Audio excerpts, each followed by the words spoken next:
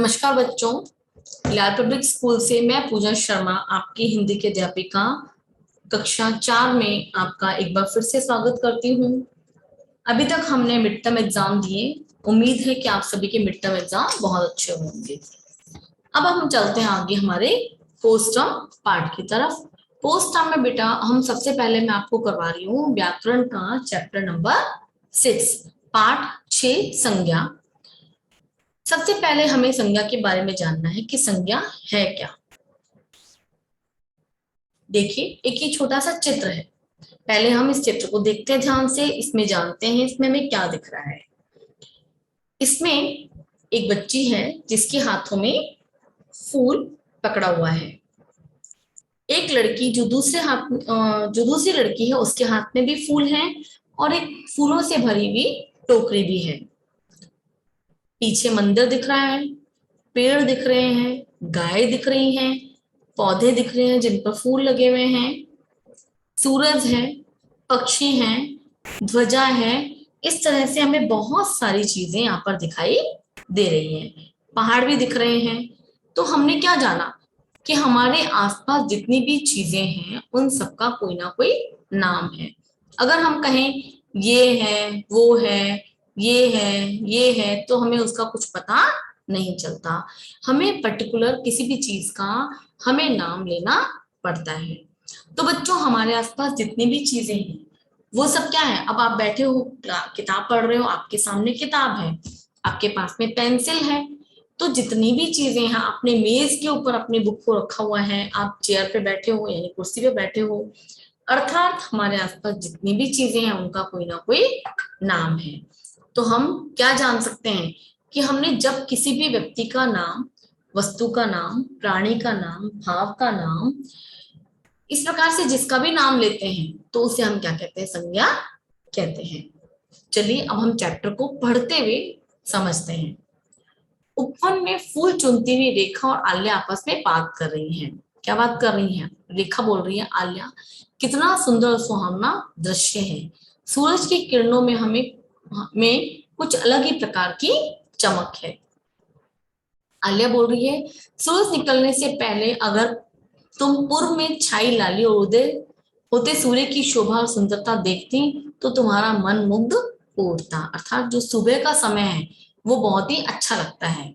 रेखा बोल रही है, देखो आल्या, सूर्य की किरणें पड़ते ही ये पहाड़, ऊंचे ऊंचे वृक्ष, वन, जंगल, खेत खलिहान और दूर चरती हुई गायें भैंसें कितनी अच्छी लगती हैं। देखो मंदिर का लहराता हुआ झंडा भी कितना सुंदर लग रहा है।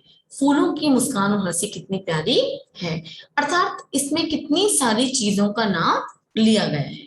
तो रेखा और आल्या की बातचीत में आए कुछ नामों को ध्यान से पढ़िए। हमने पढ़े पहाड़, ऊंचे ऊंचे वृक्ष, वन, जंगल, खेत खलिहान, गायें भैंसें, लहराता हुआ झंडा। अर्थात हमने बहुत सारे नामों को जाना। आगे देखिए, व्यक्तियों अथवा विशिष्ट वस्तुओं के विशिष्ट नाम, जैसे रेखा,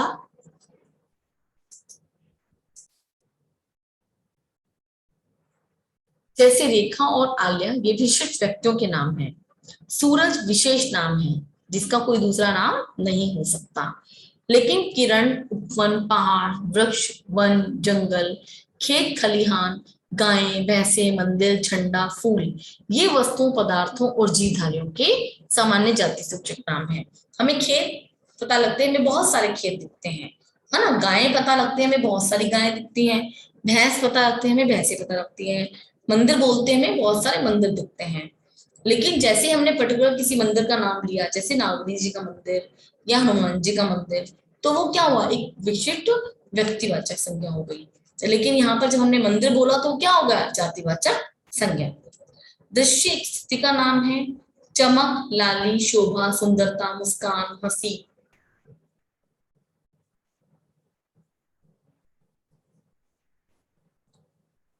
हंसी, ये सब कुछ विशेषताओं, गुणों और भावों के नाम हैं। अर्थात हमने क्या जाना, व्याकरण में उपयुक्त सभी शब्द संज्ञा कहलाते हैं। संज्ञा का अर्थ क्या होता है, पहचान या ज्ञान कराने वाला। नाम ही किसी व्यक्ति, वस्तु, स्थान, भाव, विशेष की पहचान कराता है। इसलिए नाम का बोध कराने वाले शब्द को हम संज्ञा कहते हैं। अब हमारे सामने संज्ञा की पूर्ण परिभाषा दिख रही है हमें, उसको हम जान लेते हैं और हम बोलेंगे और याद भी करेंगे। किसी प्राणी, वस्तु, स्थान और भाव के नाम को संज्ञा कहते हैं।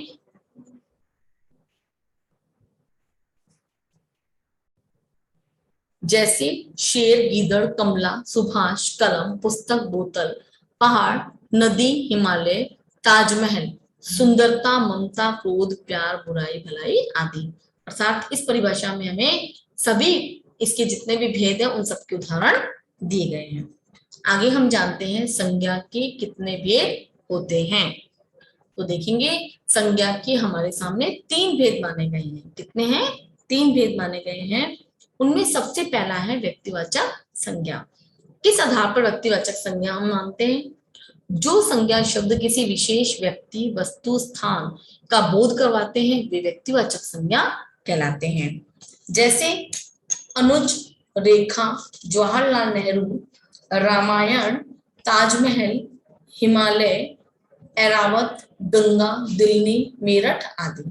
अर्थात जितने भी नाम है, पर्टिकुलर जगह का नाम है, पर्टिकुलर व्यक्ति का नाम है, उन्हें हम व्यक्तिवाचक संज्ञा कहते हैं।